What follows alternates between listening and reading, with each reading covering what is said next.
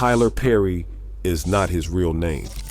The man he was named after turned out not to be his father, and the DNA test that confirmed it opened a question that no laboratory has yet been able to close. Half of his biological ancestry connects to one of the most documented African histories on American soil.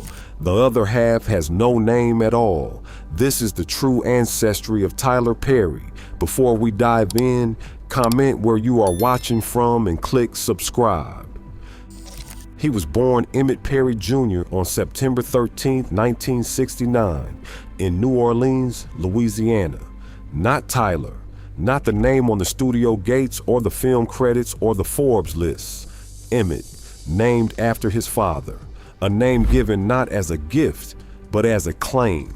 His father, Emmett Perry Sr., was a carpenter. He was also a violent man. Perry has described his childhood in terms that leave little room for softening. A household where fear was the organizing principle, where the question was never whether something would happen, but when.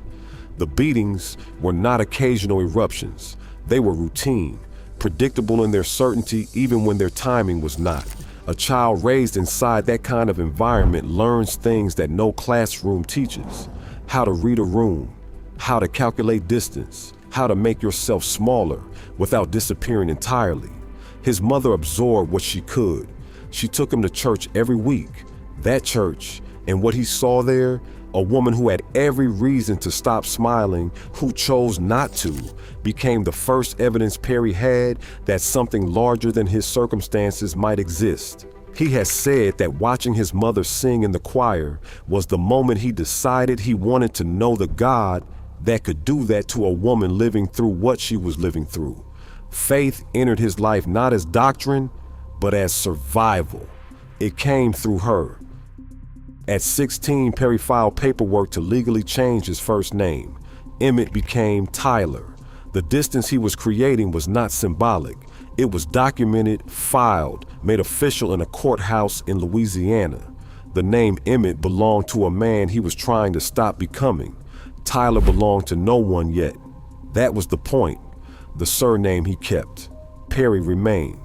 That decision, made by a teenager trying to escape one identity without knowing what the next one would be, would take on a meaning later that he could not have anticipated at 16.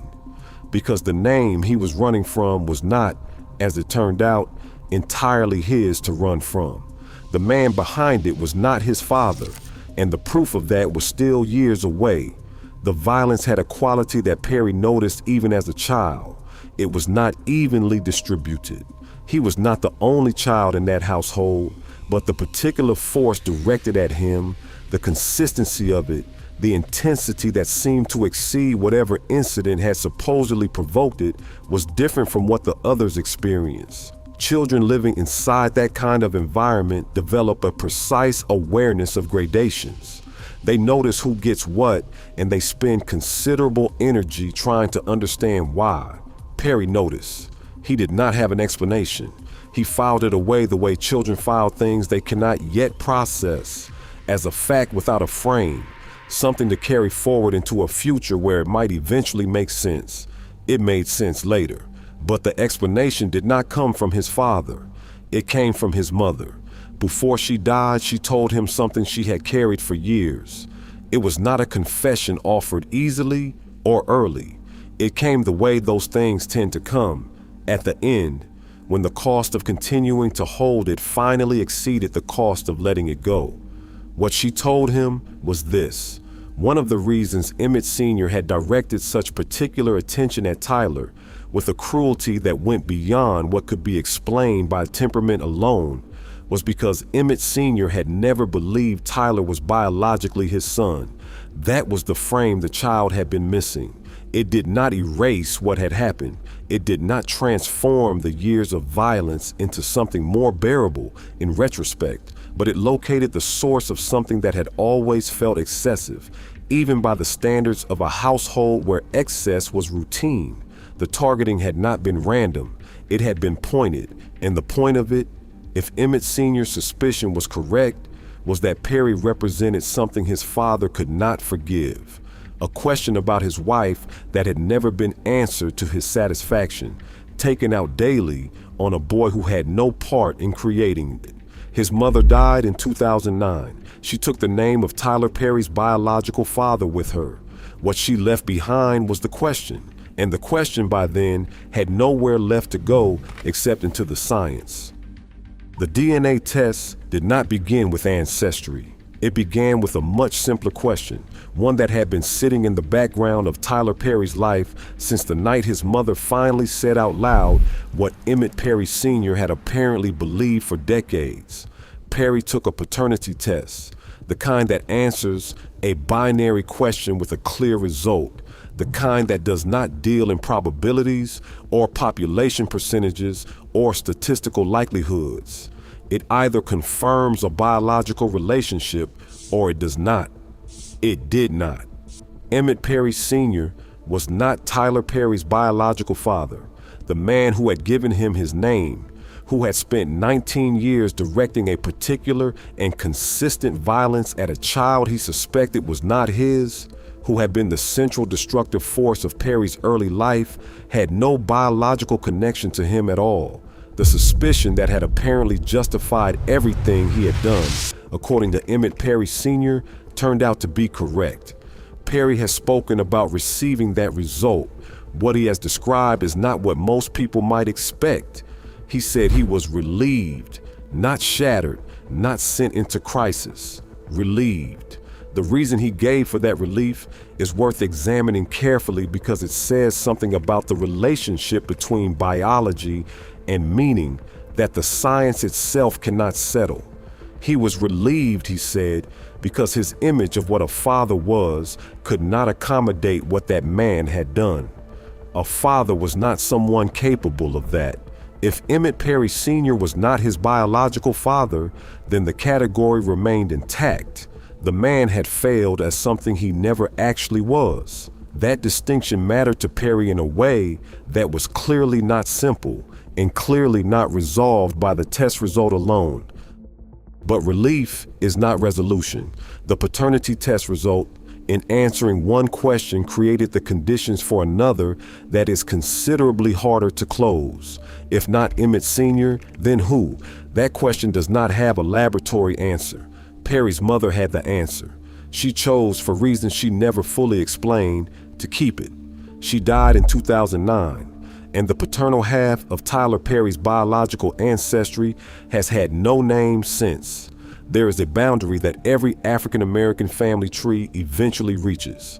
Genealogists have a name for it, the 1870 wall. It is not a metaphor, and it is not a gap that better research can bridge. It is a structural fact built from the specific way American law treated enslaved people for 2 centuries before it stopped. The 1870 census was the first federal census to record formerly enslaved people as full individuals with surnames. Everything before that line exists in fragments. Plantation inventories listed people the way they listed livestock, by age, by sex, by assessed value, not by name, not by origin, not by family relationship. The administrative machinery of slavery had no interest in preserving the identities of the people it controlled. That was not an oversight. Erasing lineage was not a side effect of the system.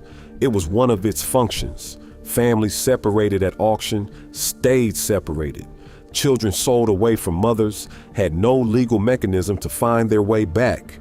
Surnames, when they existed at all, belonged to owners and changed whenever ownership did. The Freedmen's Bureau, established after the Civil War, attempted to create a record where none had existed. Names were captured. Family searches were documented. Labor contracts preserved locations. But the Bureau was underfunded, short-lived, and uneven in its coverage. Entire communities passed through that period and left nothing in its files. For most African American families, the documentary record runs out somewhere in the mid-19th century and does not resume. The wall is where the paper ends and the silence begins. For Tyler Perry, the wall exists in two places simultaneously. The historical one, shared by millions of African American families, sits somewhere in the Louisiana records past the point where any document has preserved what it would take to go further. That wall is structural. It was built over generations and will not come down through better archival research. The second wall is more recent, more personal, and unlike the historical one, it was not built by a system. It was built by one woman for reasons she carried to her grave in the specific form of a name she never spoke. Both walls lead to the same place. The only archive that reaches past either of them is not stored in any courthouse. It is stored in the biology itself. New Orleans is not an ordinary American city when it comes to African ancestry. It never was. Most of the American South processed the transatlantic slave trade through ports that kept incomplete records under administrations with limited interest in documentation beyond what commerce required. New Orleans was different. The French colonial administration that governed Louisiana in the early 18th century was meticulous by the standards of the era, not out of any concern for the people it was enslaving, but because human cargo had commercial value, and commercial value required paperwork. The result, centuries later, is an archive more detailed than almost anywhere else in North America. Researchers working on African American genealogy in Louisiana can reach further back than in almost any other state. 2/3 of the enslaved Africans brought to Louisiana during the French colonial period came from Senegambia, the region covering the modern states of Senegal, Gambia, Mali, Guinea, Guinea-Bissau, and Mauritania. The largest single ethnic group were the Bakongo and Bundu people of Angola and the Congo Basin, accounting for more than 1/3 of all Africans brought to the colony. Behind them came the Mandinka, the Yu, the Akan, the Wolof, the Igbo, the Yoruba. These are not estimates drawn from broad regional patterns. They are documented numbers, recorded for commercial purposes, pointing with unusual precision to the specific communities whose members were carried to Louisiana. Tyler Perry was born into a city built by these peoples, not in the abstract sense that all American cities carry African ancestry somewhere in their foundations, in a specific, documented, historically traceable sense. The culture those communities brought with them did not disappear. It survived. It shaped the music, the food, the spiritual life, the particular character of Black New Orleans that Perry absorbed before he had language for what he was absorbing. His mother sang in a choir in a Black New Orleans church. That church existed inside a tradition whose roots run directly back through the documented Louisiana record to the Congo Basin and the Senegambian coast. The connection is not metaphorical. The paperwork exists, and it points toward the specific peoples whose descendants built the city where Tyler Perry's story began. The Bakongo people did not arrive in Louisiana as a footnote. They arrived as the single largest African ethnic group in the colony, and they arrived with a culture intact enough to leave marks still visible in New Orleans today. 3 centuries later, if you know where to look, their homeland was the Congo Basin, stretching across what are now the Democratic Republic of Congo, Angola, and the Republic of Congo. The Bakongo had built one of the most sophisticated civilizations in pre-colonial Africa, a centralized kingdom with its own legal systems, its own spiritual cosmology, its own traditions of visual art and political organization, functioning for centuries before any European ship appeared on the West African horizon. The slave trade reached them there. What the Bakongo carried across the Atlantic, they carried in the only archive the Middle Passage could not confiscate: memory, ritual, the specific ways a community organizes itself around the sacred.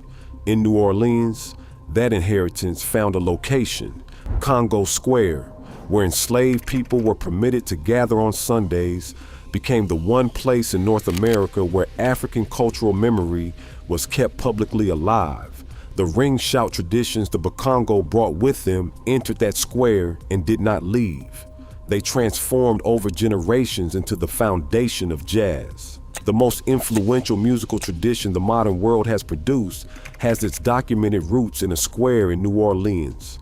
where Bakongo descendants kept alive what slavery had tried to take. The Mandinka brought a different but equally durable inheritance. Their griot tradition, hereditary oral historians charged with carrying the cultural and genealogical record of the community across generations, placed memory at the center of social life. A griot was not an entertainer. They were the living archive of everything the community needed to remember about itself. Perry grew up inside the inheritance of both traditions without knowing their names. The storytelling instinct that built a billion-dollar entertainment empire, the compulsion to make ordinary black life visible to an audience that had rarely seen itself on screen, has roots in that griot tradition that are not incidental, they are structural. The culture survived the Middle Passage, it survived slavery, and it produced, among other things, a boy named Emmett in a New Orleans housing project who would eventually become the first black American to own a major film studio outright. Perry kept the surname. That fact sits differently now than it did at the beginning of this story. He had every legal and personal justification to discard it entirely. He had already changed Emmett.